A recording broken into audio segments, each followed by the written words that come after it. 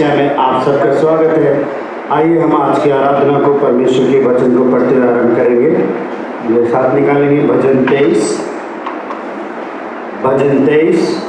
पहला पद में, दूसरा, तीसरा में, चौथा, पांचवा में और छठा एक साथ मिलकर परमेश्वर के वचन को पढ़ेंगे।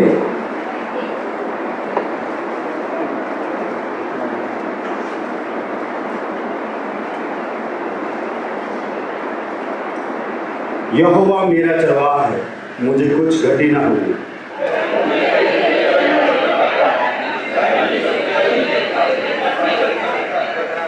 वह मेरे जी में जी ले आता है, धर्म के मार्गों में वह अपने नाम के निमित्त मेरी अगुवाई करता है।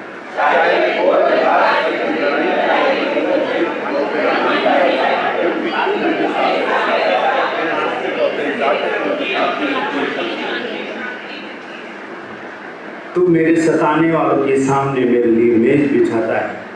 तूने मेरे सिर पर तेल मला, मेरा कटोरा उमड़ रहा है। निश्चय भलाई और करुणा जीवन भर मेरे साथ साथ बनी रहेगी और मैं यहोवा के नाम में सदा वास करूँगा। आइए हम लोग प्रार्थना करें। प्रभु जी, हम एक बार फिर से तेरे सम्मुख आते हैं। प्रभु जी, धन्यवाद देते हैं इस दिन के लिए जो प्रभु आपने हमारे लिए दिया। प्रभु, धन्यवाद देते हैं इन वचनों के लिए, जिस प्रकार से दाऊद राजा कहता है, यहोवा मेरा चरवाहा, मुझे कुछ घटी ना होगी। सचमुच में प्रभु जी, आप हमारे चरवाहा हैं और हमें किसी प्रकार की घटी नहीं हो सकती। धन्यवाद देते हैं प्रभु जी आज इस दिन के लिए कि प्रभु जी आपके भवन में हम हैं। प्रभु जी होने दे परमेश्वर, हम एक साथ मिलकर आपकी आराधना और स्तुति करने का। प्रभु आप हमारी सहायता करें, मदद करें। प्रभु हमें अपने लहू में छिपा के रखें। आपके लहू का बाड़ा हमारे चारों में, आपके लहू की सुरक्षा हमारे साथ में। प्रभु आप हमारे अगुवाई, हमारी सहायता, हमारी मदद। धन्यवाद करते हैं कि प्रभु जी आपने हमसे प्रेम किया। धन्यवाद करते हैं कि प्रभु आप हमारी अगुवाई कर रहे हैं। प्रभु धन्यवाद करते हैं। प्रभु जी इस सवाल को प्रभु हम आपके पवित्र हाथ में सौंपते हैं। प्रभु आप हमारी अगुवाई करें, सहायता करें। हम आनंद के साथ में आपकी आराधना और स्तुति करें। प्रभु हमें से हर एक को अपनी महिमा के लिए आप इस्तेमाल करें, यीशु मसीह के नाम में आमीन। ये वो समय होगा कि हम एक साथ मिलकर परमेश्वर की आराधना और स्तुति करेंगे।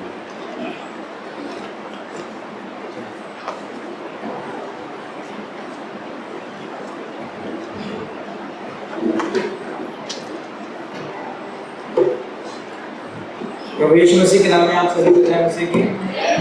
आप परमेश्वर का धन्यवाद देते हैं कि हम सब यहाँ फिर से एकत्रित हैं परमेश्वर के नाम की महिमा के लिए, परमेश्वर के नाम की आराधना के लिए। आगे हम लोग अपने स्थानों पर खड़े हो जाएंगे और परमेश्वर के नाम की महिमा करेंगे।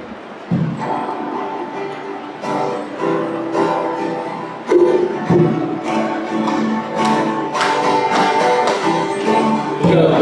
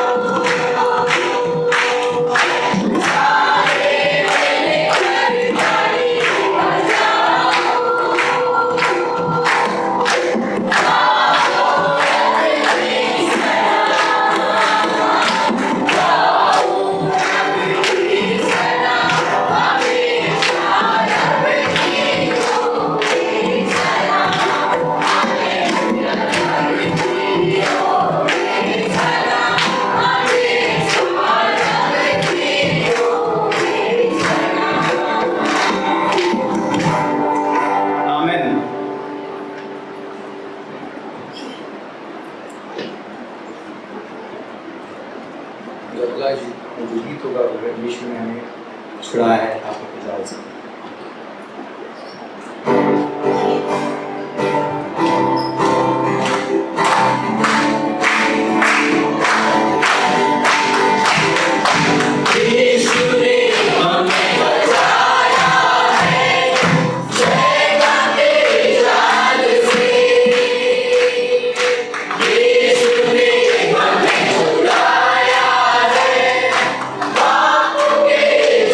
Yeah.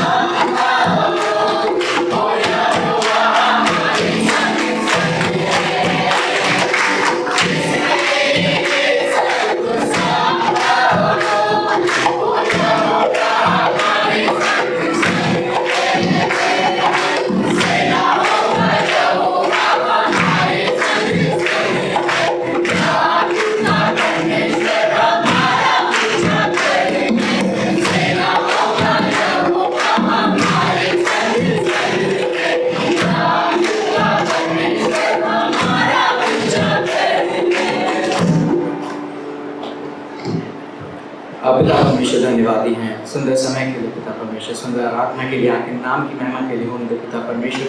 जितने भी विश्वासी आए हैं भाई बहन आपके पिता परमेश्वर, होने दे हमें जो महिमा के लिए इस महिमा से पिता परमेश्वर आपके नाम ऊंचा उठे पिता परमेश्वर। आगे के समय को पिताजी आपके हाथों में सौंपते हैं, इस प्रार्थना को वेशन से हम समझते हैं।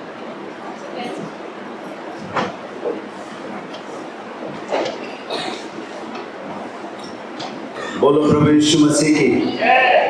सचमुच में परमेश्वर हमारे संग संग है। कौन है हमारे संग? परमेश्वर हमारे संग है। और वो परमेश्वर है जो सर्वशक्तिमान है, जिसके समान न तो स्वर्ग में कोई है और ना पृथ्वी पर कोई है। प्रियो, हम उस परमेश्वर की आराधना करते हैं जो सर्वशक्तिमान प्रभु है, जिसने आकाश को बनाया, जिसने मुझे बचाया और जिसने आपको बचाया। कितने आनंद की बात है ना। हम उस परमेश्वर की आराधना करते हैं जिसके पास में हर एक चीज़ का अधिकार है ना। बड़े जोश में हम सब लोगों ने मिलकर गाया, सेनाओं का यहोवा, उसके सामने कोई भी सेना नाकामयाब है, क्योंकि सबसे बड़ी सेना किसकी? यहोवा की। परमेश्वर का धन्यवाद करते हैं कि हम एक साथ मिलकर उसकी आराधना करने पाए। जो सचमुच में जब हम एक साथ मिलकर उसकी आराधना करते हैं, स्वर्ग का परमेश्वर, बाइबल में लिखा है कि परमेश्वर स्तुति के सिंहासन पर क्या है? विराजमान है ना। हम घर में भी आराधना करते हैं, ऐसा नहीं है, मगर जब हम एक साथ मिलकर उसकी आराधना करते तो परमेश्वर कहाँ होता है? हमारे बीच में विराजमान होता है। बड़ी आनंद की बात होती है ना। हम प्रभु का धन्यवाद करते हैं कुछ चीज़ों के लिए। हम धन्यवाद करते हैं बहन सीनू के लिए। हमने पिछले दिनों में प्रार्थना की, बीमार थी, बहन को परमेश्वर ने चंगाई दी। हम प्रभु का धन्यवाद करते हैं। धन्यवाद करते हैं पास्टर स्टीफन के लिए, आरबीटी सक्सेसफुल आरबीटी करके वापस लौटे हैं। प्रभु का धन्यवाद, परमेश्वर ने अपने दास की रक्षा की और संभाला। प्रभु का हम धन्यवाद करते हैं। धन्यवाद करते हैं भाई सालोन के लिए। कल उनका बर्थडे था और प्रभु ने उनके जीवन में एक और साल जोड़ा। हम परमेश्वर का हृदय से धन्यवाद करते हैं और धन्यवाद करते हैं पास्टर जी के लिए। परमेश्वर ने सुरक्षित लेके आए हैं और प्रभु का धन्यवाद करते हैं और प्रार्थना करेंगे साथ साथ उनके अच्छे स्वास्थ्य के लिए कि परमेश्वर उन्हें और अच्छा स्वास्थ्य दे। आने वाले दिनों में जो भी रिपोर्ट आती हैं, जो भी चेकअप हुए हैं, वो सब परमेश्वर की ओर से होने पाए और परमेश्वर के दास की रक्षा करेंगे। हम धन्यवाद देते हैं हमारे बीच में, जैसे पिछली बार भी आपको बताया गया कि DBI का और BBCR का एक लक्ष्य है कि उत्तर भारत में परमेश्वर के दास लोग तैयार हों परमेश्वर के वचन को सिखाने के लिए। और अभी 1 महीने का ये सब शुरू हो चुका है, 1 हफ्ता, दूसरा हफ्ता है ये, और काफ़ी लोग उसमें आए हैं वचन को सीखने के लिए। और उसके बाद हम लोग एक साल का प्रीचिंग कोर्स शुरू होगा ये सब के बाद, उसमें भी लोग रुकेंगे। कुछ लोग चले जाएंगे मगर कुछ लोग रुकेंगे, तो उसके लिए आप प्रार्थना करें, परमेश्वर अपने सेवकों को अपने वचन में इस्तेमाल करें। प्रिय वचन कहता है कि पिता से विनती करो कि वो खेती को काटने के लिए, कटनी का समय है, लोगों को तैयार करे परमेश्वर, और लोग कटनी के लिए तैयार हो सके, काटने के लिए खेत पक गए।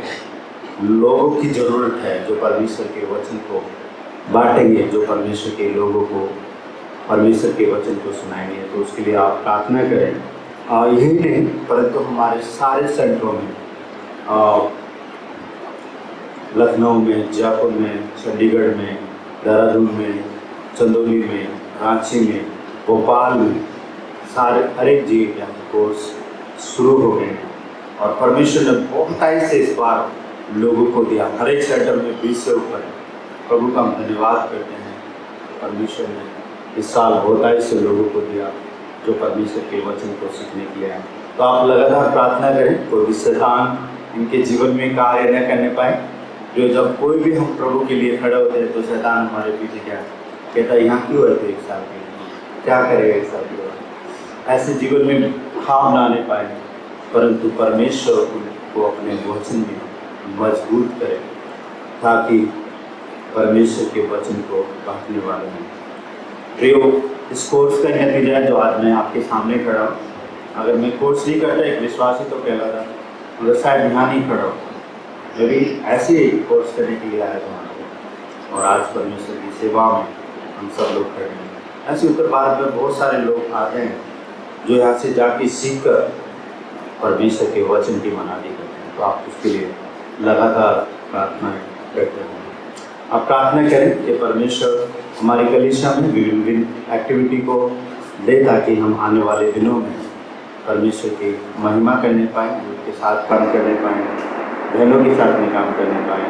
और आने वाले दिनों में हम विजिटेशन शुरू करना चाहते हैं। तो आपसे रिक्वेस्ट है, अगर आप अपने घर में बुलाना चाहते हैं संडे के दिन या शनिवार के दिन या और कोई दिन, हम लोग आपके घर आने के लिए तैयार हैं, प्रार्थना करेंगे।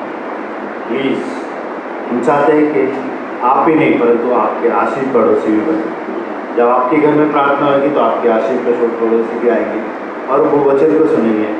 और हमारा काम है वचन सुनाना, परमेश्वर का काम है जीवनों को बदलना। बहुत सारी गवाहियाँ हैं ऐसी कि मैं कोटेड मीटिंग में आए और मैंने परमेश्वर के वचन को सुना और मेरा जीवन बदल गया।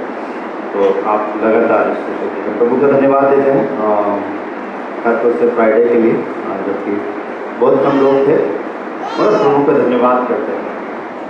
और परमेश्वर का वचन कहता है 2 या 3 के बारे में, मगर 10-15 से ज़्यादा थे। और फ्राइडे के दिन 8 बजे से 10 बजे तक हमने प्रार्थना का समय रखा था और 7 बजे हमने बोला था कि डिनर के लिए मिलेंगे, क्योंकि पास्टर जी ने थैंक्स गिविंग के लिए डिनर ऑर्गेनाइज किया था उन्होंने। तो इसलिए हमने लिखा था कि डिनर भी है। प्रभु का धन्यवाद करते हैं बहन ग्लोरिया शॉ के लिए और जूनियर ग्लोरिया के लिए। उनकी आँखा विजन परमेश्वर ने 100% पूरा कर दिया। ये गवाही की बात है। बहुत प्रार्थना कर रहे थे इस विषय के लिए कि उनकी आई की जो इलाज चल रहा था, काफ़ी डायग्नोज हो चुकी थी उनकी आई की, मगर परमेश्वर का धन्यवाद करते हैं और वो पूर्ण रीति से स्वस्थ है आई उनकी। और इसी के लिए उन्होंने तीनों कलीसियाओं के लिए और जो प्रेस समिट में आते हैं उनके लिए थैंक्स गिविंग डिनर रखना था।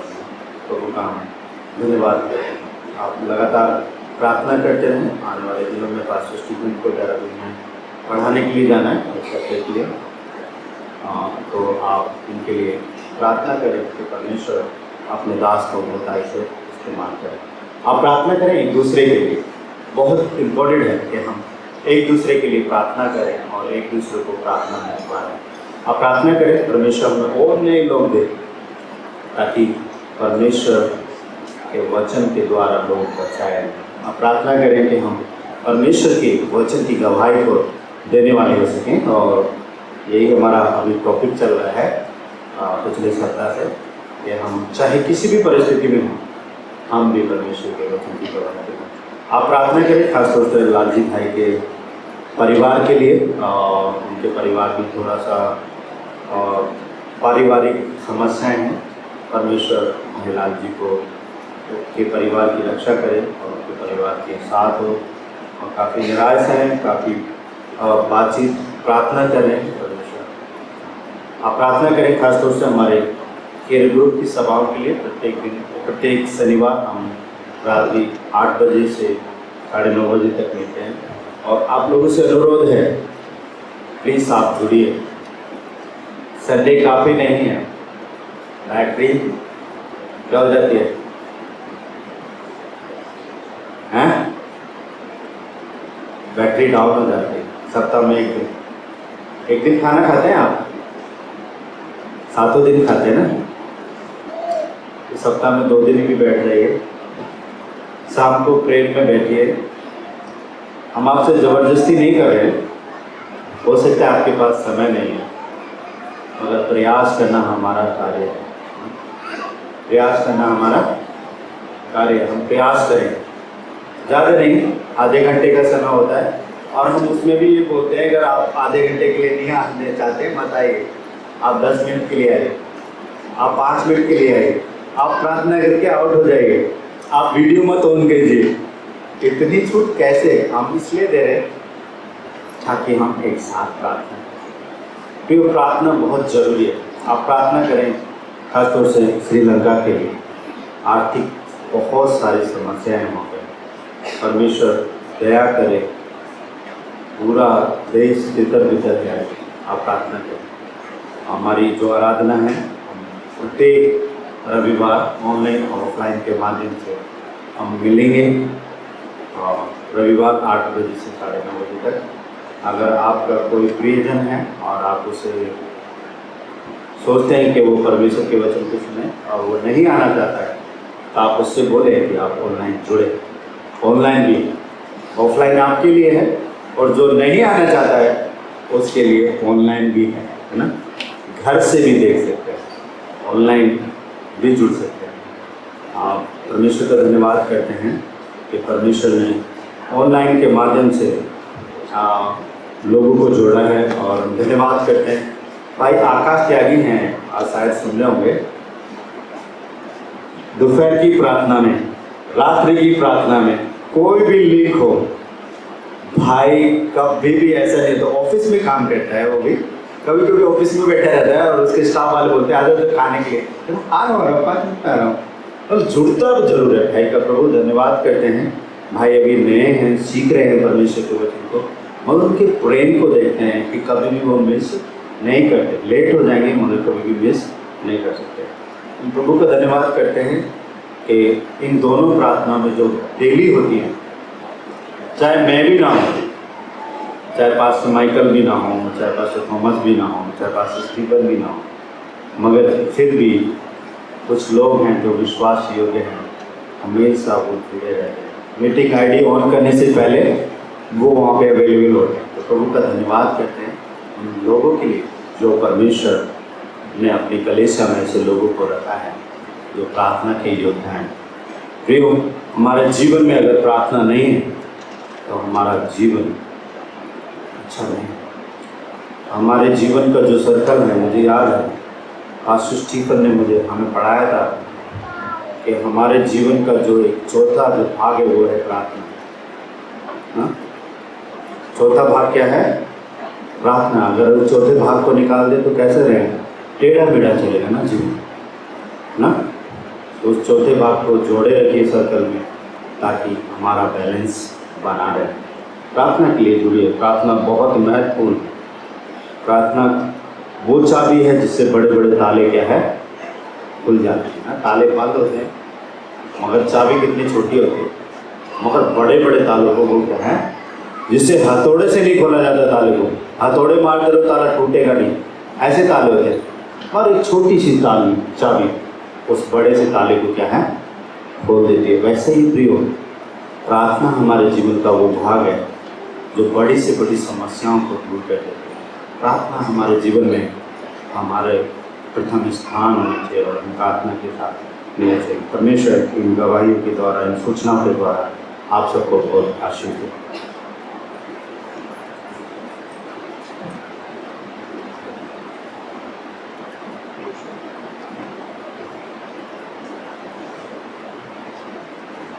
आप सबको जो रेसिपी अभी वो समय है, बैठ का समय जो हम परमेश्वर के भवन में लाए हैं, परमेश्वर के देंगे। और जो ऑनलाइन के माध्यम से देख रहे हैं वो भी ऑनलाइन के माध्यम से दे सकते हैं। जो अगर उनके काम पे जाकर वहाँ पर क्लिक दिया जाएगा, वहाँ पर जाकर दे सकते हैं। हम निवेदन करेंगे भाई रोहतास से, भाई लाइव से कि आप भेंट नहीं निर्भर करिए। और हम निवेदन करेंगे भाई कविता से कि होता है गाने गाने में निर्भर करिए।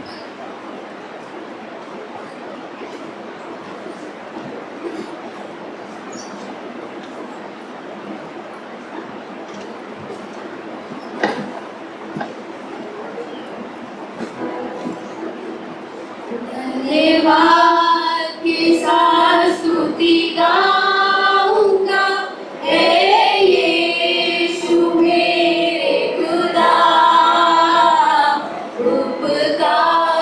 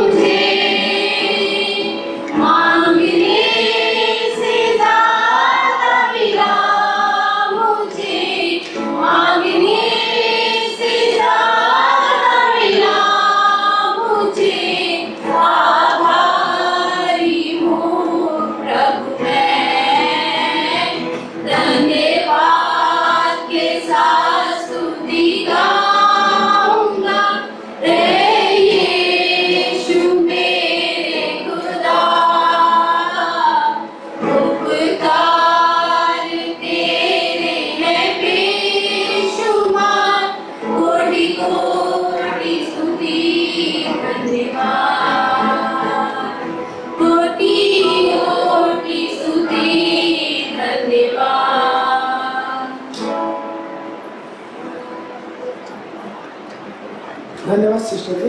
हम निवेदन करेंगे भाई परमों से या बहन आप मिनट के लिए प्रार्थना में निवेदन करेंगे।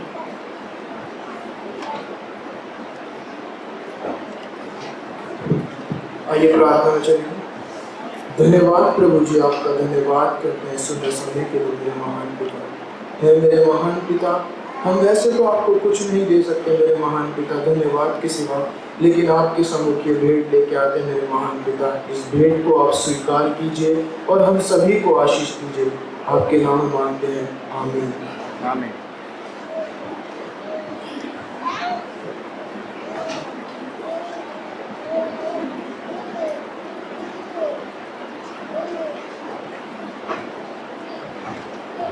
आइए हम अपने स्थान पे खड़े हो जाएं और राष्ट्रीय प्रार्थना में जाएंगे। अगर आज आप पहली बार आए हैं या अपनी प्रार्थना को लेकर आए हैं तो परमेश्वर का वचन कहता है मैं तेरे मनोरथों को पूरा करूँगा। शायद आपने मुझे नहीं बताया अपनी प्रार्थना और शायद अपने पासवानों को भी नहीं बताया है, मगर परमेश्वर का वचन कहता है मैं तेरे मनोरथों को पूरा करूँगा। आप परमेश्वर के सम्मुख हैं, आप अपने स्थान से प्रार्थना कीजिए और हम यहाँ से प्रार्थना करते हैं, क्योंकि हम लास्ट में सब एक साथ क्या बोलते हैं, आमीन। और आमीन का मतलब क्या होता है, ऐसा ही हो। प्रभु जैसा इस व्यक्ति ने प्रार्थना मांगी है वैसा ही इसके जीवन में है। आइए हम विश्वास के साथ ही प्रार्थना करेंगे। प्रभु जी एक बार फिर से तेरा धन्यवाद करते हैं कि तुम महान और अद्भुत सच्चा परमेश्वर है। प्रभु आप हमारे साथ चलने वाले, हमारे साथ साथ रहने वाले ईश्वर हैं। प्रभु हम अपने हृदय से आपको धन्यवाद करते हैं। पिताजी एक बार फिर से पूरी कलीसिया को प्रभु तेरे सम्मुख लेके आते हैं। प्रभु जी अगर किसी को किसी चीज़ की कोई कमी घटी है तो प्रभु जी आप अपने स्वर्गीय भंडार से उसे पूरा करें। प्रभु आपसे प्रार्थना करते हैं कि प्रभु आपका जीवित वचन हर एक के हृदय में कार्य करने का, हर एक जन प्रभु आपके नाम में बचाया जाए, हर एक की समस्याएं प्रभु आपके नाम में दूर की जाए, हर एक का जीवन प्रभु आपके नाम में पवित्र किया जाए, हर एक के दुख प्रभु जी आपके नाम में दूर की जाए, हर एक की हर एक समस्या प्रभु यीशु के नाम में दूर की जाए। प्रभु आपसे प्रार्थना करते हैं हमारे कलीसिया में आया हुआ हर एक व्यक्ति आज प्रभु कुछ नया पाके जाए, प्रभु नई आशीषों को रिसीव करके जाए, नई चीजों को रिसीव करके जाए।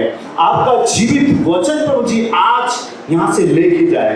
प्रभु जी प्रार्थना करते हैं आपकी पवित्र संगति आज उसे छूने पाए। प्रभु जी प्रभु आप दया करें, करुणा करें। प्रभु जी आप ये जो प्रभु मनुष्य के प्राण को बचाते हैं, आप ही जो मनुष्य के साथ में खड़े हो जाते हैं और कहते हैं मैं यहोवा परमेश्वर हूँ जो तुझे बचाऊंगा। प्रभु आप बचाइए, आप लोगों को बचाइए, आप लोगों की प्रत्येक धन्यवाद करते हैं प्रभु जी बहन सीनू के लिए प्रभु जिसे आपने चंगाई की। प्रभु जी धन्यवाद करते हैं भाई सालों के लिए प्रभु जी जो कि आपने उसके जीवन में एक और साल को जोड़ा। प्रभु जी ये साल भाई सालों के जीवन में एक आशीष में हो, उन्नति का साल हो प्रभु जी, ब्लेसिंग का साल हो प्रभु जी। वो शारीरिक रीति से बड़े, आत्मिक रीति से बड़े प्रभु जी और आपकी महिमा करें।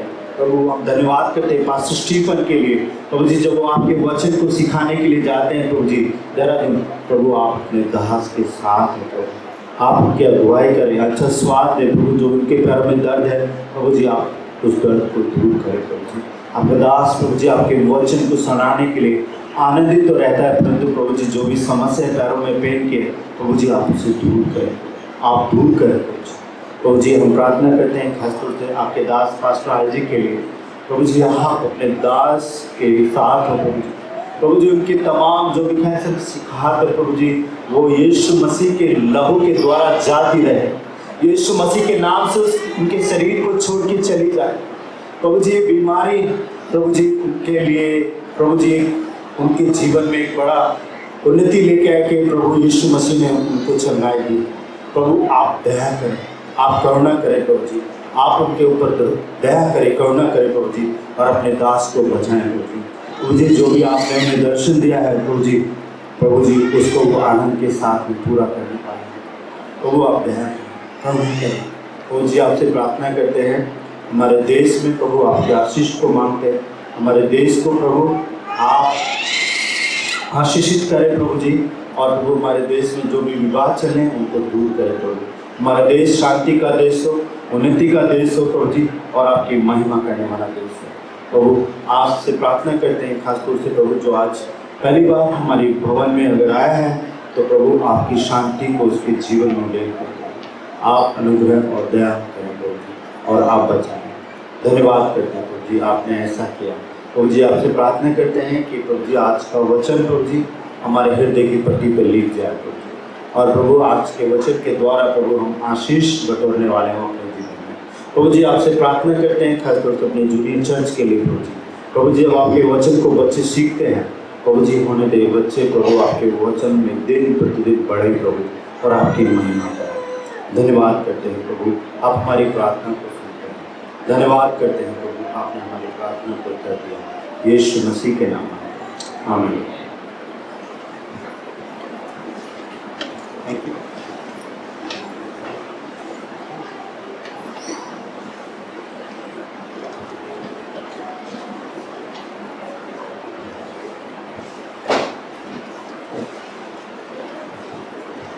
आइए हम सभी अपने अपने स्थानों पर खड़े हो जाएंगे परमेश्वर को आदर देते हुए, और हम सब मिलकर प्रभु विश्वास को दोहराएंगे। मैं विश्वास करता हूँ सर्व सामर्थी पिता परमेश्वर पर, जिसने आकाश और पृथ्वी की रचना की, उसके विनोद तो हमारे प्रभु यीशु मसीह पर केवल पवित्र आत्मा के सामर्थ्य से देवधारी होकर तुम्हारी मरियम से उत्पन्न हुआ, उस पापिस के राज्य में लोग उठाया, क्रूस पर चढ़ाया गया, मारा गया, गाड़ा गया, रोक में गया, तीसरे दिन मृतकों से जीव उठा, आकाश पर चढ़ गया और सर्व सामर्थी पिता परमेश्वर के दाहिने हाथ बैठा है, जहाँ से जीवितों और मृतकों का न्याय करने के लिए आएगा। मैं विश्वास रखता हूँ पवित्र आत्मा पर, विश्वासियों की मंडी पर, विसंगति पर, पापों की क्षमा, देह के जीतने और अनंत जीवन पर। आमीन।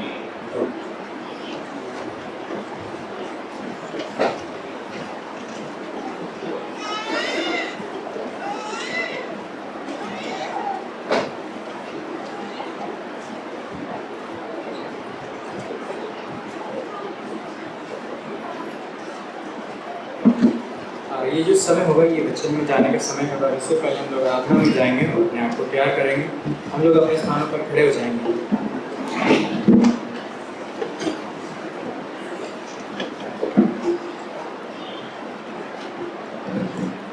वचन तेरा है प्रभु, जीवन की ज्योति है। वचन तेरा है गुरु, अनंत जीवन है। वचन तेरा है प्रभु, जीवन की ज्योति है।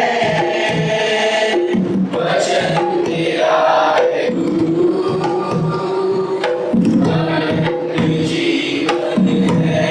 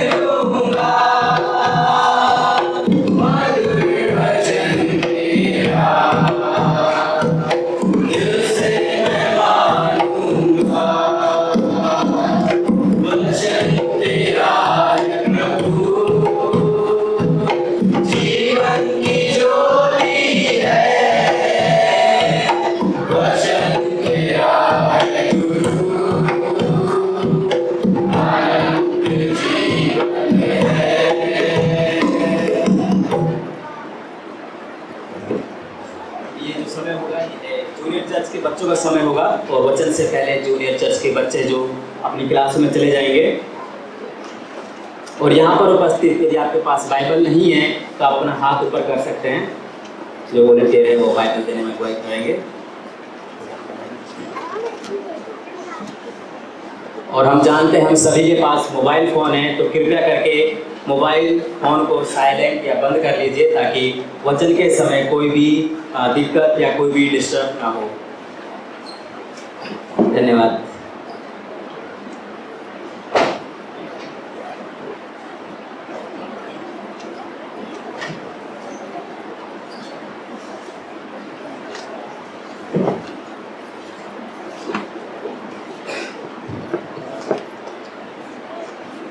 आप सबको परमेश्वर के मधुर नाम में जय मसीह की।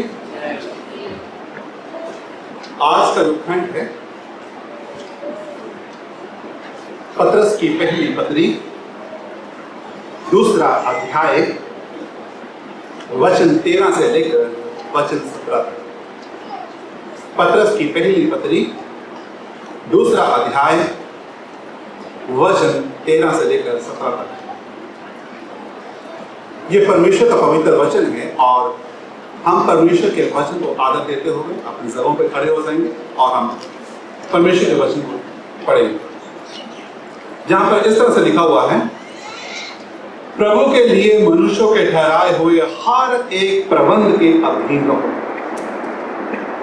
राजा के इसलिए कि वे सब पर प्रधान हैं, और हाकिम के क्योंकि वे कुकर्मियों को दंड देने और सुकर्मियों की प्रशंसा के लिए भेजे हुए, क्योंकि परमेश्वर की इच्छा यह है कि तुम भले काम करने के द्वारा निर्बुद्धि लोगों की अज्ञानता की बातों को बंद कर अपने आप को स्वतंत्र जानो, पर अपनी इस स्वतंत्रता को बुराई के लिए आड़ न बनाओ, परंतु अपने आप को परमेश्वर के दास समझकर चलो।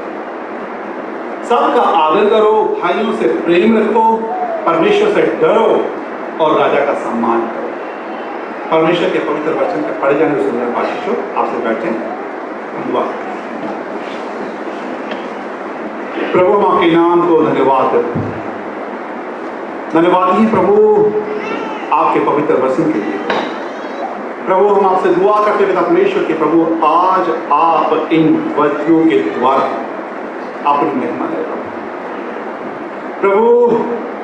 जब मैं आपके वचन का व्याख्यान करता हूं प्रभु, तो पिता परमेश्वर को मैं अपनी ओर से नहीं, लेकिन सिर्फ और सिर्फ मैं आपकी ओर से बोलने वाला हूं। मेरी अगुवाई कर प्रभु, और पिता परमेश्वर प्रभु मेरे विचारों को पूर्ण अपने विचार, अपने शब्द बहाव दे प्रभु, ताकि पिता परमेश्वर जहां पर सुनने वाला प्रभु हर एक जन आपकी महिमा, आपकी बड़ाई, आपकी प्रशंसा करने वाला हो सके। प्रभु हमारी अगुवाई, हमारी सहायता, हमारी मदद करता हूँ प्रभु।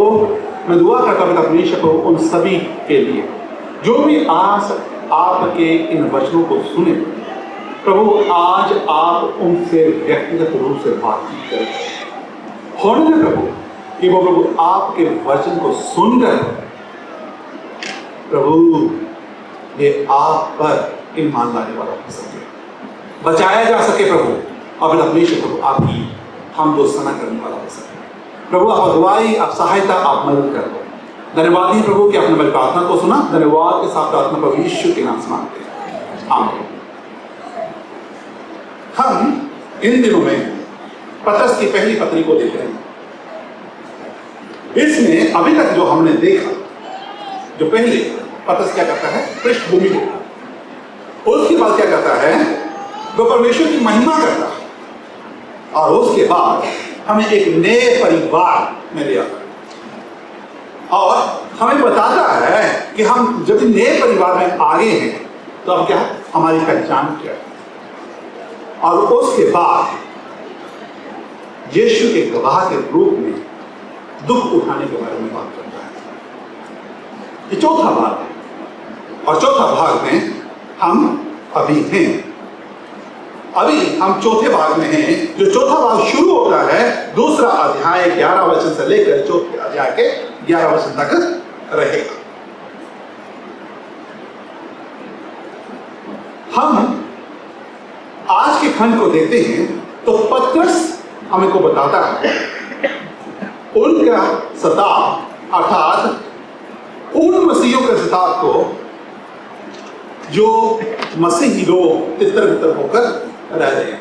और पतरस यानी कि इस समय उनको इस बात को बताता है कि जब आप लोग साथ का सामना कर रहे हो तो ये क्या है, परमेश्वर के मिशन को क्या करता है, स्पष्ट करता है।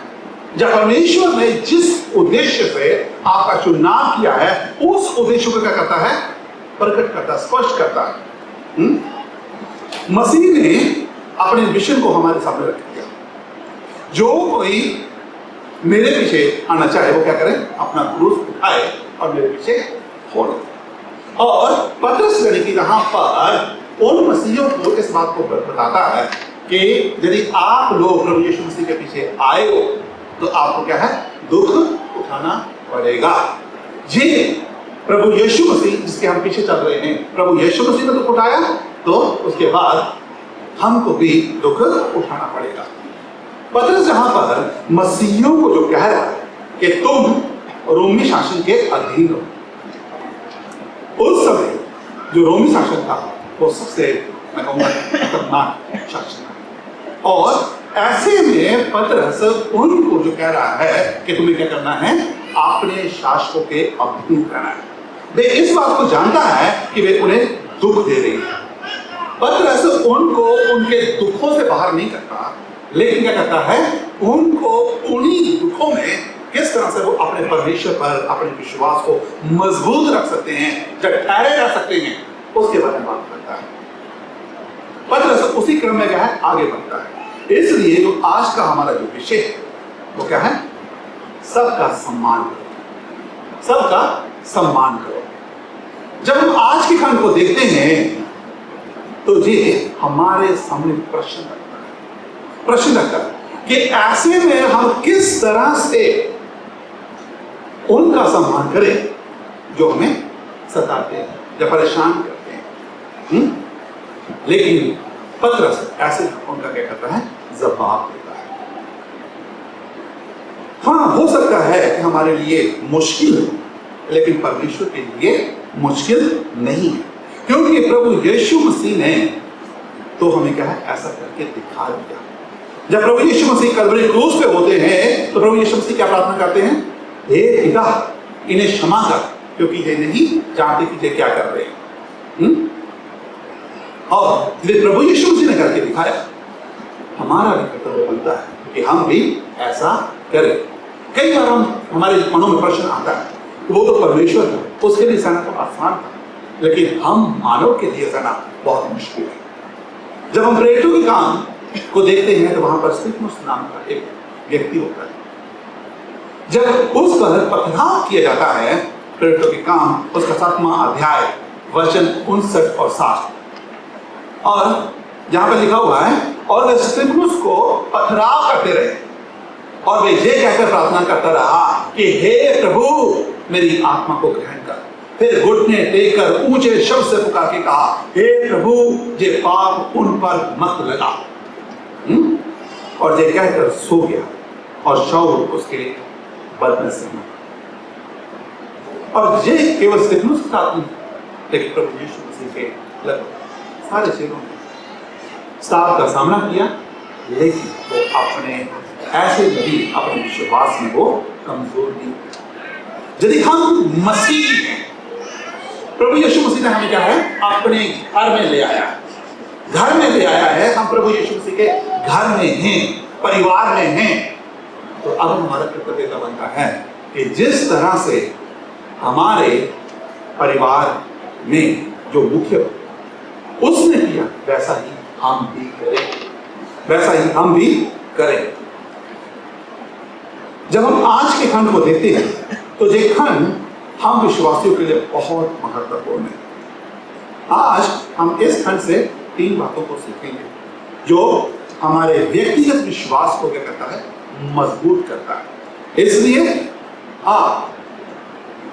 मैं कहूंगा शुरू से लेकर अंत तक मेरे साथ रहें और हम एक साथ पतरस के इस या इन वचनों को या इस विश्वास को देखेंगे, जिस तरह से क्या है वो उन विश्वासियों को प्रोत्साहित करता है जो तितर बितर होकर रह रहे हैं या जो लोग सताए जा रहे हैं।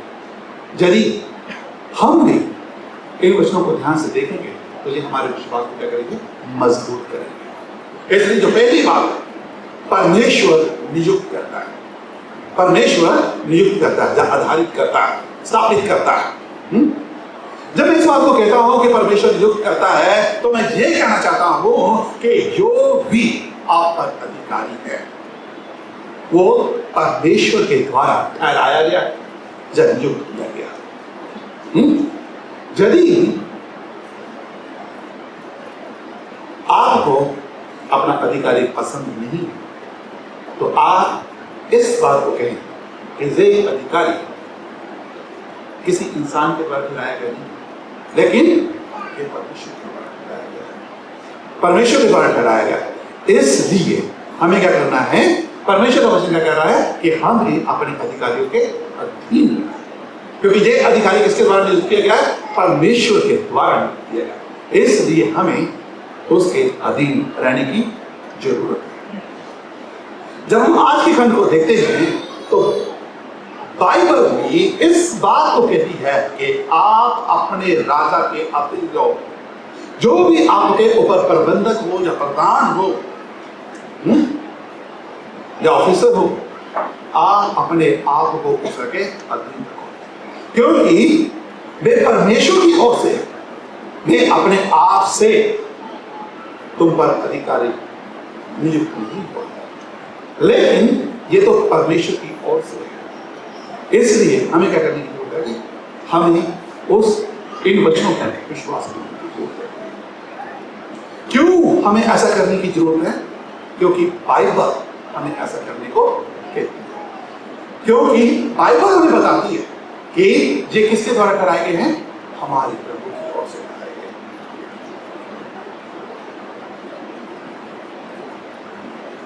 गए। इसलिए हमें परमेश्वर के वचन को देखने की जरूरत है। कैसे हम जाने कि ये प्रभु की ओर से है? आइए मेरे साथ कुछ बाइबल के वचनों को देखें। जब हम नीति वचन उसका 21वां अध्याय और पहले वचन को देखते हैं तो वहां पे क्या लिखा हुआ है, राजा का मन नालियों के जल की नाई यहोवा के हाथ में रहता है। राजा का मन नालियों के जल के नाई यहोवा के हाथ में रहता है। जिधर वे चाहता है उधर उसको फेर देता है। यदि मैं दूसरे शब्दों में कहूं कि जो भी अधिकारी आपके ऊपर ठहराया गया है वो किसके द्वारा ठहराया गया है, परमेश्वर के द्वारा ठहराया गया है, और उनका मन किसके हाथ में है, हमारे परमेश्वर के हाथ में। और परमेश्वर जिधर को उसको चाहेगा उधर को उसको फेर देगा। दूसरे शब्दों में कहूं कि वो किसके अधीन है, हमारे परमेश्वर के अधीन। उसने हम पर क्या है, अधिकारी ठहराया है, और वो इस बात को जानता है कि हम किसके हैं, हम परमेश्वर के हैं। हम परमेश्वर के हैं।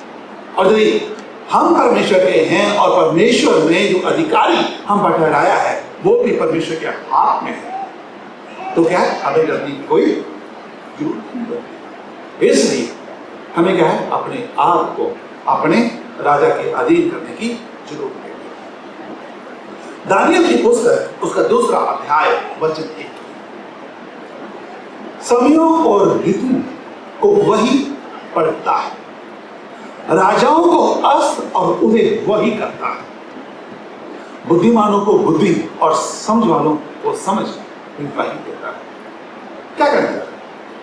ये वचन हमें स्पष्ट करता है कि जो भी राजा नियुक्त होता है, ठहराया जाता है, या जिसका आरंभ होता है या अंत होता है, वो किसके द्वारा होता है? परमेश्वर के द्वारा। यदि ये सब कुछ परमेश्वर के द्वारा होता है तो हमें क्या है, डरने की जरूरत नहीं। हमें क्या है, ऐसे में अपने परमेश्वर पर भरोसा रखने की जरूरत है कि वो किसके अधीन है? वो भी परमेश्वर के अधीन। यूहन्ना रचित सुसमाचार की पुस्तक अध्याय 19 वचन 11, यहां पर क्या होता है?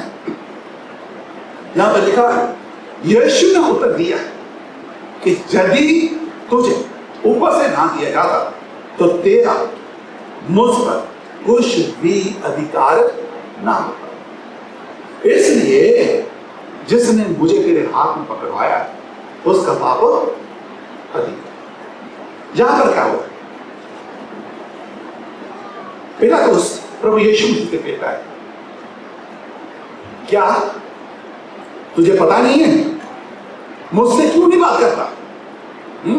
क्या तुझे पता नहीं है कि मेरे पास सामर्थ्य है, अधिकार है तुझे मौत देने का और तुझे जीवन देने का? तो क्या है, खुलकर मुझे क्या कर बता कि वास्तव में क्या मामला है। लेकिन प्रभु यीशु से क्या कहते हैं कि ये अधिकार तुझे कहां से मिला है? ऊपर से मिला है, परमेश्वर की ओर से मिला है। यानी कि कोई भी अधिकारी हमको दंड नहीं दे सकता। दंड देने का अधिकार किसका है? परमेश्वर। परमेश्वर ने जिनको ठहराया है, सब कुछ काम करने वाला कौन है? परमेश्वर। यदि हम परमेश्वर के हैं, परमेश्वर के अनुसार चल रहे हैं, तो हमें क्या है, डरने की जरूरत नहीं। इसलिए पतरस यहां पर क्या कह रहा है कि हमें क्या करना है, अपने आप को अपने अधिकारियों के अधीन करने की, अधिकारियों के अधीन करने की जरूरत है, ना कि बलवा करने की जरूरत है, ना कि बलवा करने की जरूरत है। रोमियो की पत्री उसका 13वां अध्याय वचन 1 कहता है, हर एक व्यक्ति प्रधान अधिकारी के अधीन, क्योंकि कोई अधिकार ऐसा नहीं है जो परमेश्वर की ओर से ना हो, और जो अधिकार है वे परमेश्वर, जो अधिकारी हैं वो परमेश्वर के ठहराए हुए। इससे जो कोई अधिकार का विरोध करता है वो परमेश्वर की विधियों का सामना करता है, और सामना करने वाला क्या करेगा? दंड। इसलिए आप अपने अधिकारी का विरोध न करें, लेकिन अपने आप को सबसे पहले परमेश्वर के अधीन करें, और उसके बाद आप अधिकारी करें। क्योंकि ये सब कुछ किसके कंट्रोल में है? हमारे परमेश्वर। परमेश्वर आज भी सिंहासन पर बैठा हुआ है। परमेश्वर इन सब को क्यों नियुक्त करता है? वचन स्पष्ट बताता है। वचन 14 क्या कहता है? और हाकिमों के, क्योंकि वे कुकर्मियों को दंड देने और सुकर्मियों की प्रशंसा के लिए भेजे गए या ठहराए गए। परमेश्वर ने इनको इसलिए ठहराया है ताकि सब कुछ सुचारू तरीके से क्या कर सके? चल सके। यदि ये परमेश्वर की ओर से हैं तो हमें डरने की क्या बात है? हम अपने आप को अपने अधिकारियों के अधीन कर दें। जो मैं आपको बताना चाहता हूं कि ये सब प्रधान, प्रबंधक, अधिकारी परमेश्वर की ओर से, परमेश्वर के ठहराए हुए हैं। जैसे हबक्कूक की पुस्तक में लिखा हुआ है कि परमेश्वर न्यायियों को भेजता है ताकि वे देश के लोगों का न्याय कर सके, देश के लोगों का न्याय कर सके। परमेश्वर आप अगुओं को नियुक्त करता है, अगुओं को ठहराता है ताकि देश को सही तरह से चला सके। अब प्रश्न आता है, कहां तक हम अपने ठहराए हुए अगुओं का कहना माने? तो उत्तर कि सब हाथों में, यदि वे आपसे कहता है कि परमेश्वर की आराधना ना करें, तो परमेश्वर का वचन हमें बताता है कि सबसे पहले आपको अपने परमेश्वर की आज्ञा का पालन करना है और उसके बाद आप अपने प्रधान जो आपके परमेश्वर ने आपके ऊपर नियुक्त किए, जिसकी अधीनता को आप क्या करते हैं? स्वीकार करते हैं, क्योंकि ये सब परमेश्वर की आराधना करते हैं और आप जीवित परमेश्वर की भी आराधना करते हैं। और ऐसे में वही आपको सही राह दिखाएगा और आप उसकी अगुवाई में चलें। आप किसी का विरोध ना करें, आप परमेश्वर की अगुवाई में चलें। आइए मेरे साथ प्रेरितों के काम 4 अध्याय वचन 18 और 19 को देखें। तब उन्होंने बुलाया और चेतावनी देकर ये कहा कि यीशु के नाम से कुछ भी ना बोलना, कुछ भी ना बोलना और ना सिखाना। परंतु पतरस और यूहन्ना ने उनको उत्तर दिया कि तुम ही न्याय करो, तुम ही न्याय करो कि क्या ये परमेश्वर के निकट भला है कि हम परमेश्वर की बातों से बढ़कर तुम्हारी बात माने? क्योंकि ये तो हमसे हो नहीं सकता कि जो हमने देखा और सुना है फिर ना करें। आइए मेरे साथ दानियल की पुस्तक उसका 6वां अध्याय वचन 10 को देखें। जब दानियल को मालूम हुआ कि उस पत्थर पर हस्ताक्षर हो गया है, किया गया है, तब वे अपने घर में गया जिसकी उपरोक्ति कोठरी थी। खिड़कियां यरूशलेम की ओर खुली रहती और अपनी रीति के अनुसार जैसा वे दिन में 3 बार प्रार्थना करता था, घुटने टेककर प्रार्थना और धन्यवाद करता था, वैसा ही तब भी करता था। परमेश्वर की आराधना आप कर सकते हैं। जब हम दानियल की पुस्तक में देखते हैं तो यहां पर दानियल भी इस बात को जानता है कि कठोर आज्ञा पर हस्ताक्षर हो चुका है। वे उस खिड़की को और जिसका मुंह यरूशलेम की ओर खुला होता है, मुंह करके प्रार्थना करता है, क्योंकि परमेश्वर की आराधना करने से कोई आपको नहीं रोकता, क्योंकि आप बिना किसी रुकावट के आप अपने परमेश्वर की आराधना कर सकते हैं, अपने परमेश्वर की आराधना कर सकते हैं, क्योंकि ऐसा करने से आप परमेश्वर की महिमा करते हैं, परमेश्वर का आदर करते हैं और ऐसा करने से आप अपने अगुओं का भी आदर करते हैं। मैं आपको याद दिलाता हूं कि पतरस किनको लिख रहा है? वे उन मसीहों को लिख रहा है जो सताए जा रहे हैं कि आप किसी का विरोध ना करें, आप किसी का विरोध ना करें, क्योंकि जो आप को मना कर रहे हैं उनको परमेश्वर ने दिया है। ये इसलिए क्योंकि परमेश्वर आप तुम्हारी परीक्षा करता है ताकि आप उन परीक्षाओं में क्या हो सके? सफल हो जाए। आपको अपने परमेश्वर पर भरोसा रखने की जरूरत है। वो आपको सफलता प्रदान करेगा, वो आपके विश्वास की देखरेख करेगा। लेकिन आपको ऐसे में अपने परमेश्वर पर भरोसा रखने की जरूरत है, क्योंकि वे इस बात को नहीं जानते कि वे क्या कर रहे हैं, क्योंकि उनको भी उसी परमेश्वर ने बनाया और परमेश्वर उसके मन को बदल देगा। इसलिए आप उनके लिए प्रार्थना करें, ठीक उसी तरह जैसे प्रभु यीशु मसीह ने उनके लिए प्रार्थना की।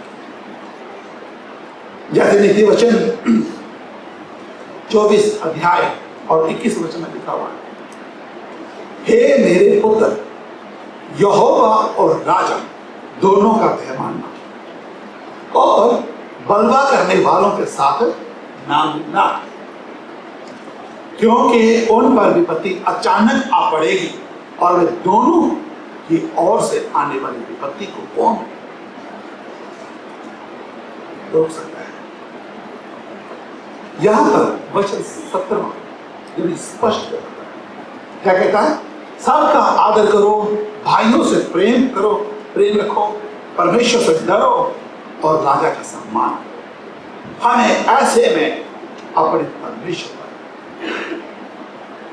भरोसा रखने की जरूरत है, परमेश्वर से डरने की जरूरत है, क्योंकि परमेश्वर के अधीन सभी। इसलिए हमें क्या करना है? अपने आप को परमेश्वर के अधीन करने की जरूरत है। दूसरी बात है, दूसरों का भला करें, दूसरों का भला करें। जब हम वचन 15 को देखते हैं तो जहां पर लिखा हो कि परमेश्वर की इच्छा यह है कि तुम भले काम करो, तुम भले काम करो।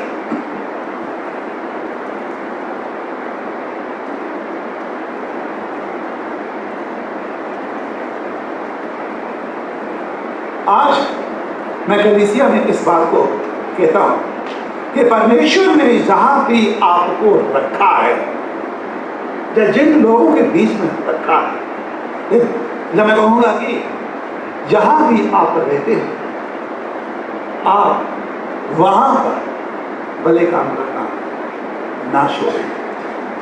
मैं एक बार फिर से आपको याद दिलाऊं कि ये पत्र किनको लिख रहा है? उन विश्वासियों को लिख रहा है जो तितर-बितर होकर जा रहे हैं। ऐसे में पत्रस उनको लिख रहा है कि आप जहां पर भी हैं, आप क्या करो? भले काम करो। क्यों? क्योंकि परमेश्वर ने आपको इन्हीं कामों के लिए नियुक्त किया है, रखा है वहां। परमेश्वर ने आपको वहां पर इसलिए रखा है ताकि आपके भले काम को देखकर वे लोग क्या कर सकें? आपके परमेश्वर की महिमा कर सकें, आपके परमेश्वर की बड़ाई कर सकें, आपके परमेश्वर को महिमा दे सकें। ऐसे में आप क्या करेंगे? उन लोगों के बीच में गवाह बने।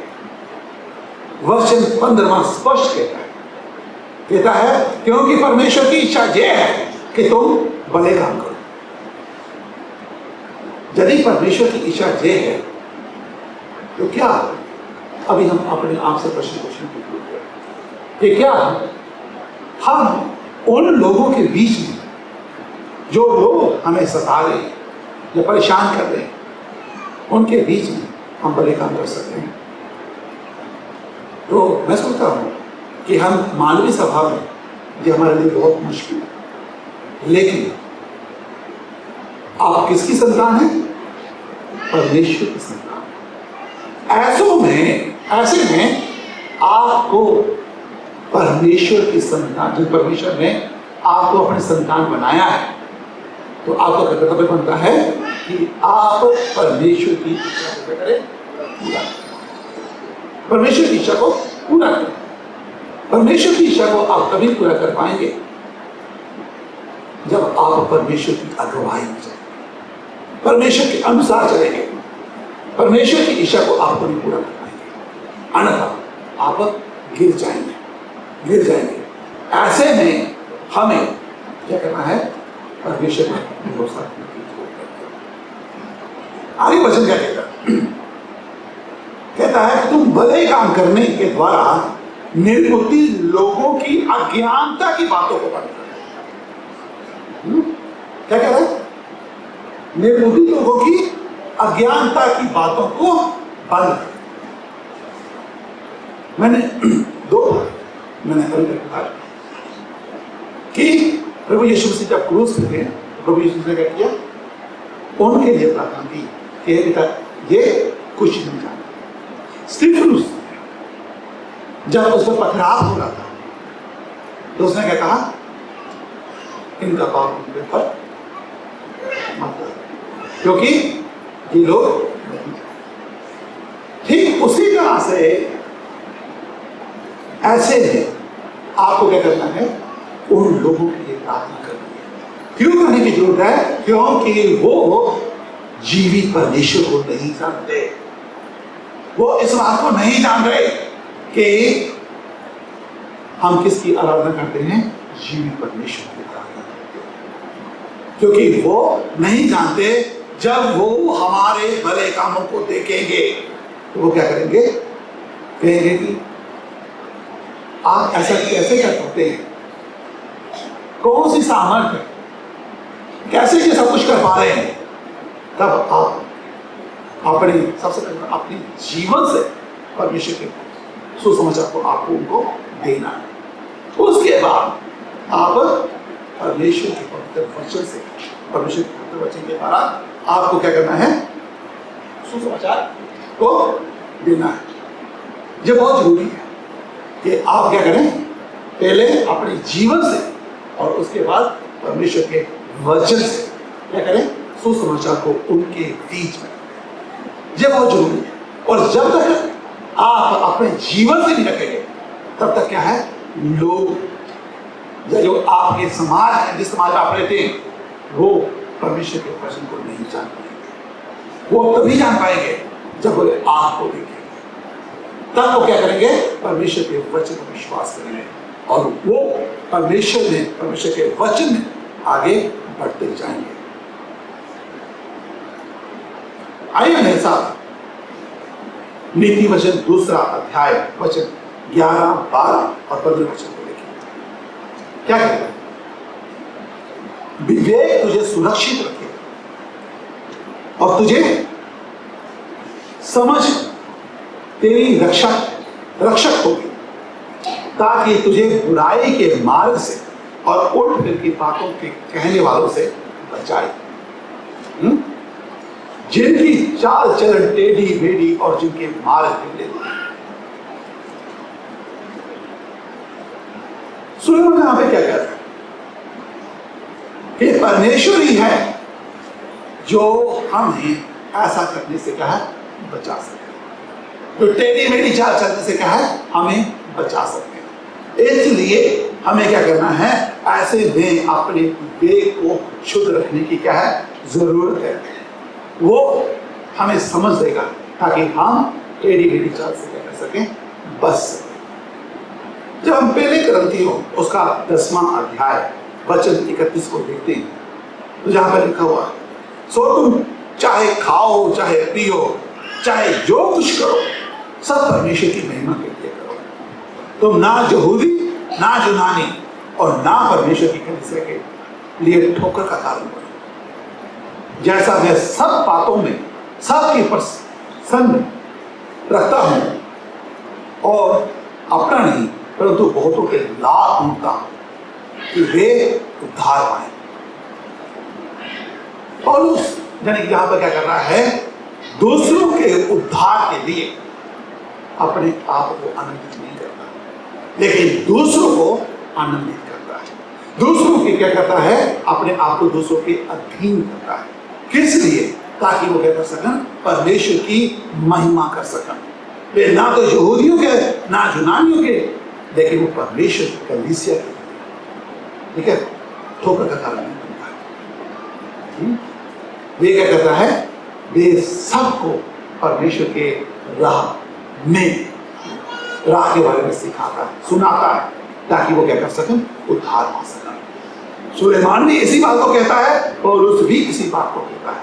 और इसके पीछे जो कारण है कि जो लोग परमेश्वर की महिमा कर सकते हैं वे उद्धार, हमें दूसरों के लिए ठोकर का कारण नहीं लेकिन उनके उद्धार का कारण बनना है। जब हम प्रभु यीशु मसीह के उदाहरण को देखते हैं तो उन्होंने भी ऐसा ही किया, और जो काम प्रभु यीशु मसीह ने हमारे उद्धार के लिए किया वो सचमुच महिमा का कारण है। हमें क्या करना है? ऐसे में अपने परमेश्वर की महिमा करने की जरूरत है। परमेश्वर ने जो जिस काम के लिए हमें चुना है, ठहराया है, हमें क्या करना है? उन कामों को करना है। अर्थात जिस समाज में हम रहते हैं वहां पर हमें भले काम को करना है। जो तीसरी बात है, अपनी स्वतंत्रता का दुरुपयोग ना करें। अपनी स्वतंत्रता का दुरुपयोग ना करें, यानी कि परमेश्वर ने हमें आजाद कर दिया है। हमें क्या कर दिया? आजाद कर दिया है। लेकिन ये आजादी हमारे दुरुपयोग, इस आजादी को हम क्या करें? दुरुपयोग ना करें, गलत इस्तेमाल ना करें। हमने अभी तक जो देखा, परमेश्वर नियुक्त करता है। दूसरी बात, दूसरों का भला करें। तीसरी बात, अपनी स्वतंत्रता का दुरुपयोग ना करें। जब हम वचन 16 को देखते हैं तो वचन हमें बताता है कि परमेश्वर ने हमें क्या किया है? अपने लहू के द्वारा स्वतंत्र किया, आजाद किया है। पतरस जो आज हमसे इन वचन के माध्यम से, या इस वचन के माध्यम से जो हमसे कहना चाहता है कि परमेश्वर ने जो आपको स्वतंत्र किया है, इसका आप दुरुपयोग ना करें। हम जो मसीह हैं, कई बार हम अपनी स्वतंत्रता को बुराई की आड़ बना लेते हैं। कैसे? पतरस इस वचन के द्वारा हमसे स्पष्ट कहता है कि ऐसा हम ना करें। हम सब इस बात को जानते हैं कि हमें परमेश्वर ने, यानी प्रभु यीशु मसीह कलवरी क्रूस पर अपना लहू बहाकर हमें क्या किया है? आजाद किया है। हमारे लिए प्रभु यीशु मसीह ने अपने आप को कुर्बान किया है। हमारे बदले में प्रभु यीशु मसीह ने क्या किया है? अपनी कुर्बानी की है। किस लिए? ताकि हम आजाद हो सके। किससे? अपने पापों से, मृत्यु से, अनंत काल की मृत्यु से, शापों से। प्रभु यीशु मसीह ने क्या कर दिया है? हमें आजाद कर दिया है। लेकिन हम इस बात को जानते हैं कि प्रभु क्या करता है? हमारे हर तरह के गुनाहों को क्षमा करता है। प्रभु यीशु मसीह क्या करता है? हमारे बार बार किए हुए गुनाहों को क्षमा करता है। हमें हर दिन प्रभु यीशु मसीह क्या करते हैं? हमारे गुनाहों को क्षमा करते हैं। तो इसका क्या अर्थ है कि हम बार बार पाप करें? हम इस बात को जानते हैं कि प्रभु यीशु मसीह हमारे गुनाहों को क्या कर देगा? क्षमा कर देगा। तो इसका अर्थ क्या है? कि हम बार बार उन्हीं गुनाहों को करते हैं, उन्हीं पापों को करते हैं। पत्र के साथ ऐसा ना करें। अपनी स्वतंत्रता को बुराई के लिए इस्तेमाल ना करें, दुरुपयोग मत करें। उसका इस्तेमाल ऐसा ना करें कि आप बार बार गुनाह करें, बार बार परमेश्वर की आज्ञा का उल्लंघन करें। ऐसे करने की मनाही, ऐसा करने की मनाही करता है। इसलिए यदि हम ऐसा करते हैं या यदि हमसे ऐसा होता है तो आज परमेश्वर का वचन हमसे आपसे कहना है कि ऐसा ना करें। अपनी स्वतंत्रता को दुरुपयोग ना करें, दुरुपयोग ना करें। सबसे पहले आपको इस बात की जानने की जरूरत है कि परमेश्वर ने आपको स्वतंत्र कैसे किया, कैसे किया? क्योंकि उसके लिए परमेश्वर ने अपने इकलौते पुत्र को बलि किया है। उसने क्या किया है? अपने पुत्र के द्वारा मुझे और आपको बचाया है। वचन हमें बताता है कि जब हम पाप करते हैं, हम उसे बार बार क्रूस पर चढ़ाते हैं। वो तो एक बार क्रूस पर चढ़ गया, लेकिन हम क्या करते हैं, बार बार उसे क्रूस पर चढ़ाते हैं। हम ऐसा क्योंकि प्रभु यीशु मसीह ने मेरे और आपके बदले में एक बार बलिदान कर दिया। हम जानबूझकर पाप ना करें, हम जानते हैं कि वो पापों को क्षमा करता है। हम बार बार फिर से उन पापों में ना फंसे, ना बुराइयों में जाएं, क्योंकि उसने अपने पुत्र को मेरे और आपके बदले में दे दिया और उसने हम सबको अपना लिया। यदि उसने आपको अपना लिया है तो अब बार बार वापस ना जाए, वापस अपने पुराने जीवन में ना जाए, क्योंकि परमेश्वर का वचन हमें स्पष्ट करता है कि हम इस स्वतंत्रता के दुरुपयोग ना करें। यदि उसने आपको अपना बना लिया है तो उसकी पवित्रता में अपनी जीवन को जिए, पवित्रता में जीवन को जिए, क्योंकि आप किसके घर में आ चुके हैं? परमेश्वर के घर में आ चुके हैं। परमेश्वर ने आपके लिए कीमत अदा की है, परमेश्वर ने आपको चुन लिया है।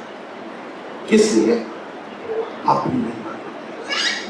जहां भी परमेश्वर ने आपको रखा है वहां पर आप अपने इस जीवन के द्वारा उसकी गवाही को दें, उसकी महिमा करेंगे। यदि आप ऐसा करेंगे, परमेश्वर आपकी अगुवाई करेगा, परमेश्वर आपको उसमें मजबूत करेगा और ऐसे में परमेश्वर आपका साथ देगा। आज हम अपने साथ क्या ले जा सकते हैं? पहली बात, अपने आप को अपने अधिकारियों, दूसरे शब्दों में कहूं, सब प्रकार के अधिकार के अधीन। याद रखें कि वो अधिकारी किसके ठहराए गए हैं? जैसा भी है, आप अपने अधिकारियों के अधीन रहिए। दूसरी बात, आप जिन लोगों के बीच में रहते हैं, आप उनके बीच लगातार बिना रुके बड़े जितनी आपके पास सामर्थ्य है उस सामर्थ्य के अनुसार आप बड़े परमेश्वर की अगुवाई में, परमेश्वर का भय मानते हुए आप क्या करें? भले ये ऐसा किस लिए करना है? ताकि आप अपने परमेश्वर की महिमा कर सकें। इसलिए आप कभी अपने अधिकारियों को विरोध ना करें, क्योंकि ये परमेश्वर की इच्छा के विरोध है। इस बात को हमेशा याद रखें कि ये आपके ऊपर जो अधिकारी हैं, इनको अधिकार किसने दिया है? परमेश्वर। चौथी चीज, अपने आप को पूरी तरह से परमेश्वर के अधीन करें। वचन 17 को याद रखें। क्यों करना है? सबका आदर करो, भाइयों से प्रेम रखो, परमेश्वर से डरो, राजा का सम्मान करो। यदि आप ऐसा करते हैं तो परमेश्वर आपको आशीष करेगा, परमेश्वर आपको सम्मान देगा, परमेश्वर आपको सामर्थ्य देगा ताकि आप ये सब कुछ कर सकें। परमेश्वर आपको आशीष देगा। आइए हम दुआ करें। प्रभु, हम आपके नाम को धन्यवाद करें। धन्यवाद ही है प्रभु कि आपने हमारी अगुवाई की। धन्यवाद है प्रभु कि ये सब कुछ तो आपकी ओर से। प्रभु, हमें सामर्थ्य है कि हम अपने हर प्रकार के अधिकारियों के अधीन रह सकें। प्रभु, हमें बुद्धि दे प्रभु, समझ दे प्रभु कि हम प्रभु आप के अधीन रह सकें।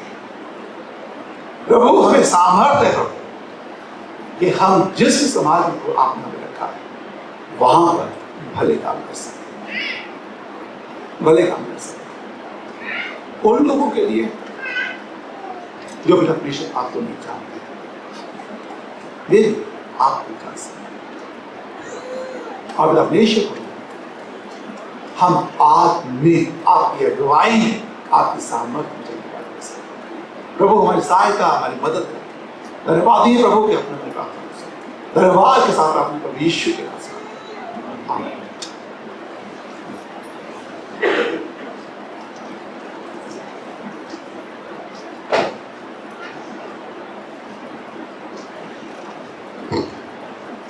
धन्यवाद पास्टर माइकल, वचन से हम सभी को बहुत अच्छे तरीके से सिखाने के लिए।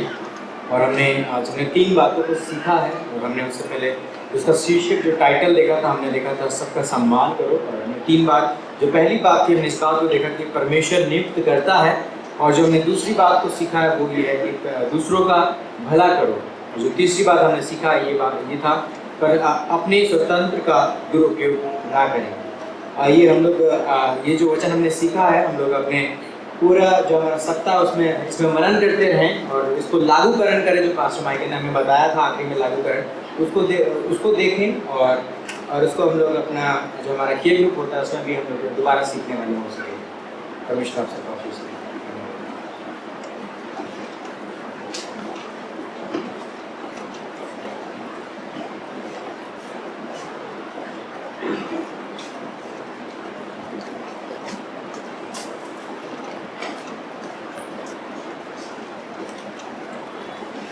आइए अपने स्थानों पर खड़े हो जाएं और एक साथ प्रभु की प्रार्थना आदर के साथ हम करेंगे। हे हमारे पिता, आप जो स्वर्ग में हैं, आपका नाम पवित्र माना जाए, आपका राज्य आए, आपकी इच्छा जैसे स्वर्ग में पूरी होती है वैसे ही पृथ्वी पर भी हो। हमारे दिन भर की रोटी आज आप हमें दें, और जिस प्रकार हमने अपने अपराधियों को क्षमा किया है वैसे आप भी हमारे अपराधों को क्षमा करें, और हमें परीक्षा में ना लाएं परंतु बुराई से बचाएं, क्योंकि राज, पराक्रम और महिमा सदा आपकी है। आमीन। आइए परमेश्वर के वचन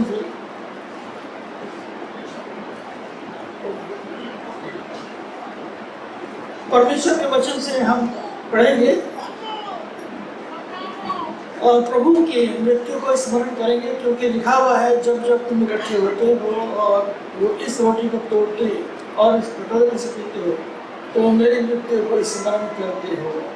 और ये आज्ञा है, प्रभु यीशु मसीह ने इसे प्रारंभ किया है कि हम प्रभु भोज में सम्मिलित हो।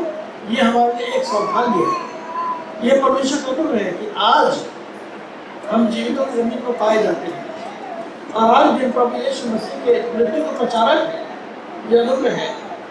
और प्रभु भोज लेकर के भी हम एक दूसरे को बताते हैं प्रभु यीशु मसीह ने हम सभी के अपनी जान दी है, हम सभी के बदले में दफनाए हुए और हम सभी के लिए जी उठे और आज भी हमारे साथ हैं। तो आइए परमेश्वर के वचन को हम पढ़ते हैं। पहला कुरिन्थियों उसका 11 अध्याय, हम बैठ जाए कृपया करके। पहला कुरिन्थियों उसका 11 अध्याय और 23 पद से पढ़ते हैं।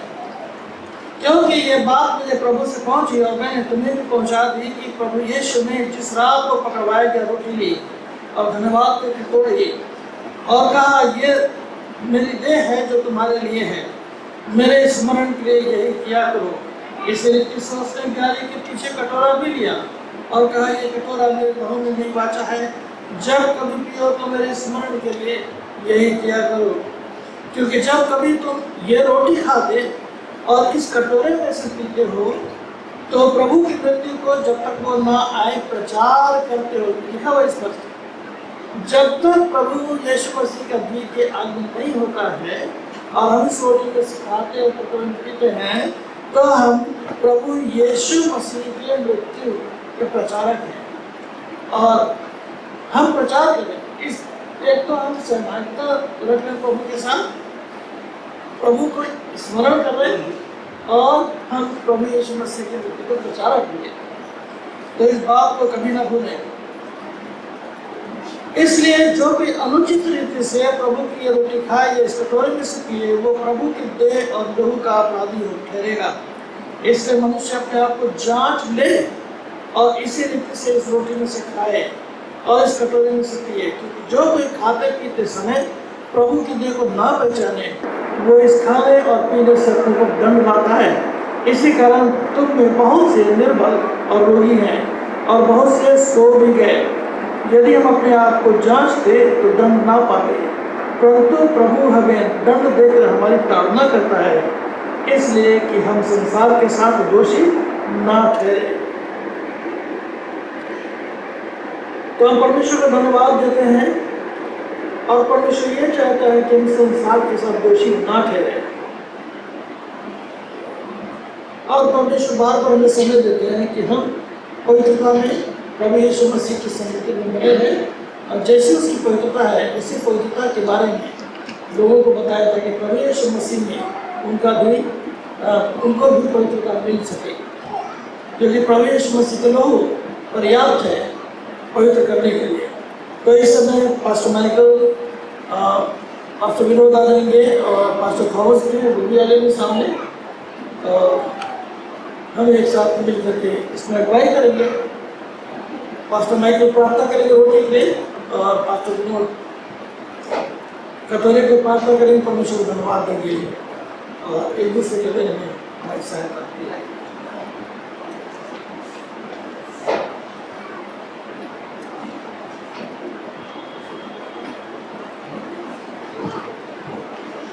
प्रभु के नाम को धन्यवाद देते हैं।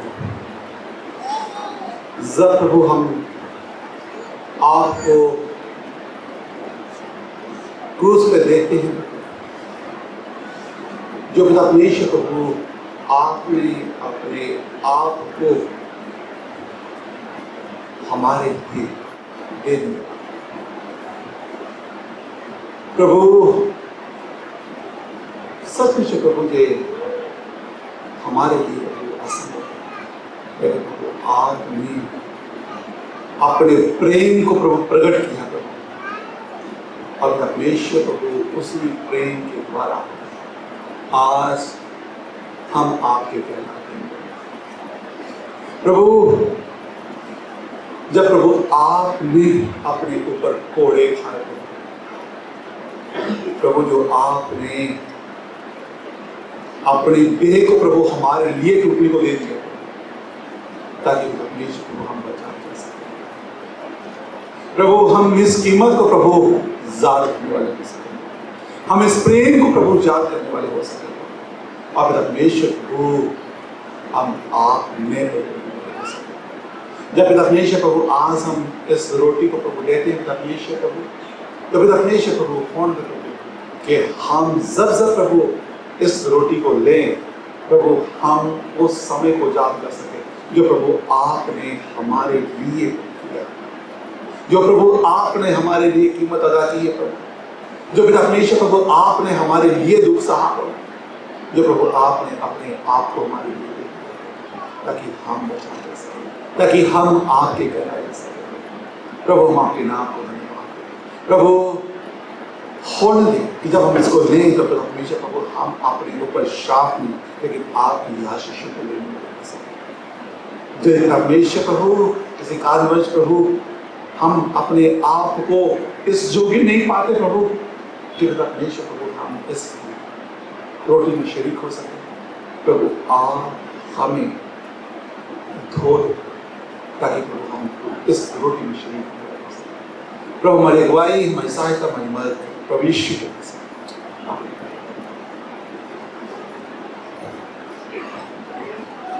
प्रभु जी, हम एक बार फिर से इस बात को स्मरण करते हैं कि प्रभु आपका पवित्र लहू हमारे गुनाहों के लिए बहा है, और प्रभु हम याद करते हैं कि आपने अपने पवित्र लहू को हमारे लिए बहा दिया।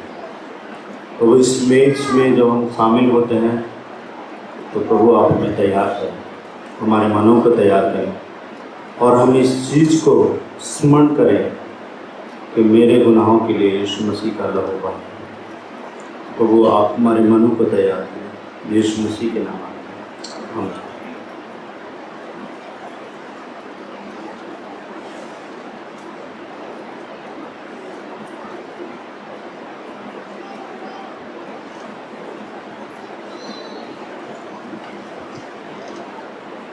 और इस कोरस को गाते रहिए यीशु।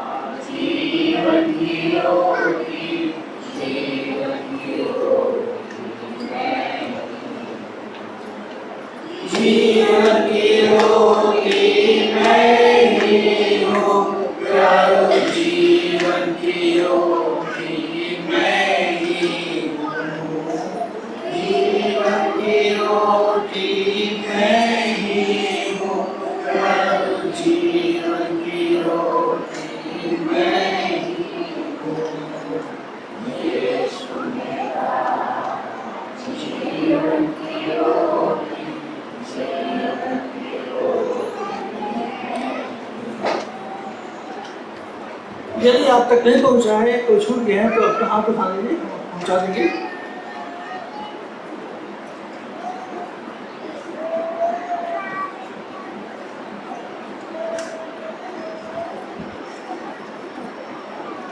आइए एक साथ हम रोटी खाएं।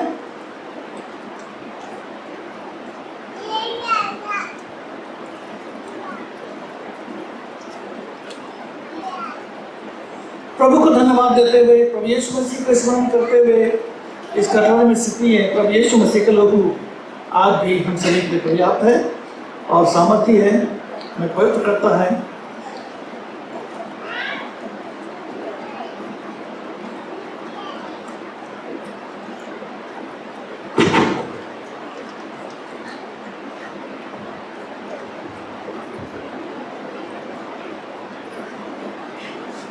हम अपने साथ पकड़े हो जाएंगे, परमेश्वर के वचन से आशीष वचन ग्रहण करेंगे।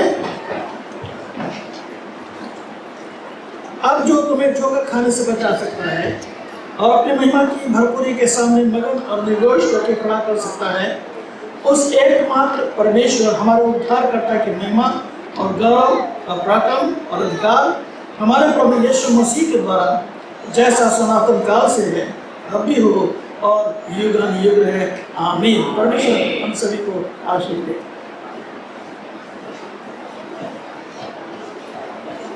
और आप सभी आमंत्रित हैं।